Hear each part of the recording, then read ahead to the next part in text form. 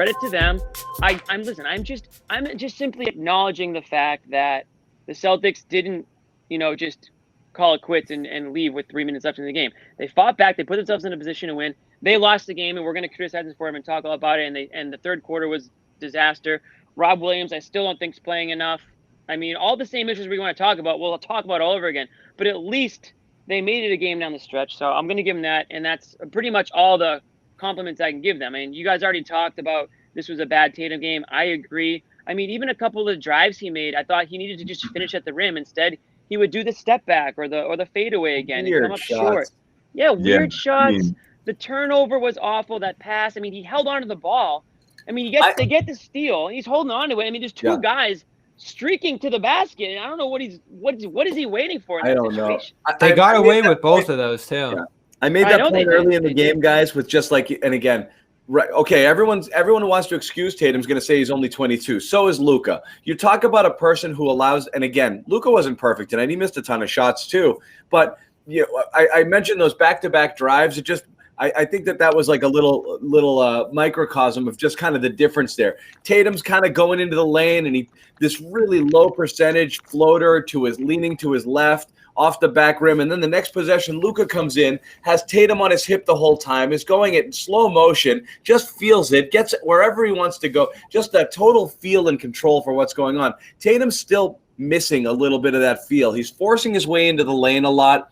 He's pulling up for awkward shots at weird times, off balance, off of the wrong leg, leaning in the wrong direction. Still too many fallaways.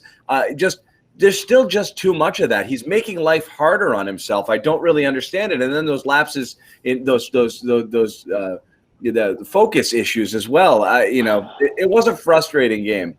Yeah, it's almost like he has tunnel vision in some parts of the game, right? It's like the one play that drove me crazy, and it wasn't detrimental into them losing the game, but it's just a perfect example of sometimes where I don't know if he sees the bigger picture, but he's driving to the lane. He has a layup, is one option. The other option is to dish it off to Tristan Thompson, but who double teamed down low, and then the Shemi Ojale wide open in the corner, and he goes for the double team, and it's a quick turnover. The Mavs respond on the other end, and I just kept thinking whenever that would happen, and it seemed like it was like every other offensive possession in that first 5-6 minutes of the fourth quarter, it had Tatum written all over it.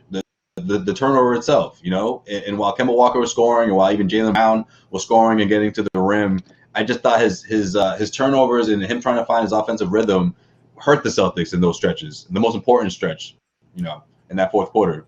What's the story of Luka Doncic too? Through 2 years now, so much more with so much less. He's playing with Finney Smith, Brunson, Richardson, who I think is just dreadful. Tim Hardaway, who's like a bench player in this league, and he's leading them to 110 with that. Perfect facilitation, getting into the lane, perfect passes. His rollers aren't that good, but he still is a great elite pick and roll player. I mean, this guy's he's miles ahead of Tatum, frankly. Like it's not even close between those two.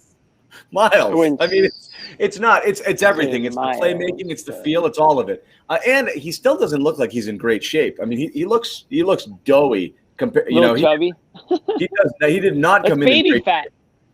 He still has baby fat. He's always young. He always has that going on. Yeah, he's young. He'll grow. He'll chisel up. But yeah, they need to get him some help down there. Young people don't get thinner. I mean, old people don't get thinner. So Brunson's.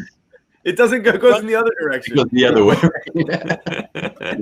Well, you think he's on that NBA diet and regimen that he would thin out a little bit, but hey, it might just be genetics. We don't know. So I think whatever he's doing is working for him. So I don't think he's strikes me as guys European players that secretly smokes 15 to 18 cigarettes a day. Oh yeah, like you can catch him in Monaco in the off season, just ripping it up. Who was the Vitor? Was it who? Didn't the Celtics have a guy? Vitor Favaroni. Rest in peace. Didn't he? Oh yeah, he looked like a guy who enjoyed a cigarette. Oh I think that the Europeans, man, it's a whole different ball game with the smoking. I mean, it's look, smoke in the locker room at halftime. Wasn't grew up in Spain.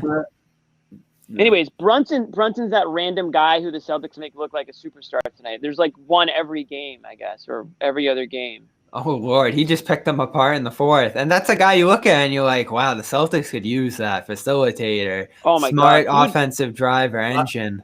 RADJA was He's another perfect one. for He was a smoker. Yeah, that's what I said. Yeah. Right. Oh, I thought you heard me. I was like, wasn't DINO the guy that used to smoke butts at like halftime? did. RADJA. He'd go out back Jokic. and smoke during halftime. I heard. Yeah. Could see that with Nikola Jokic too, and he's another guy who's been a little bit overweight but still able to ball in spite of it.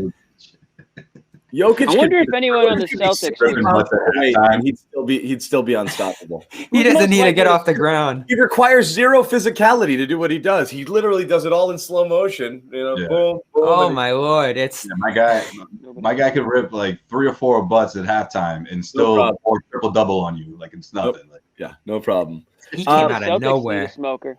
Celtics might need a cigarette smoker. Celtics need a smoker. So, I mean, I don't want to take it back to Brad, but people are going to take it back to Brad. It's again, low effort games just drive you mad because it's again, you could see, you know, he was shaking his head in that third quarter. You know, he's just frustrated watching the team out there, just kind of walking through the paces. When you've got, I mean, Homer broadcasters like Gorman and Scal kind of like, I don't know if this team's got it. You know, like that's got to give you, you know, I had to run an errand. I listened to part of it in the car and then the rest on the broadcast. And both sets of announcers were like, man, this team is not right. You know, like when you've got the home time announcers bashing the team, that's got to set off some red alarms, you know, some red flags.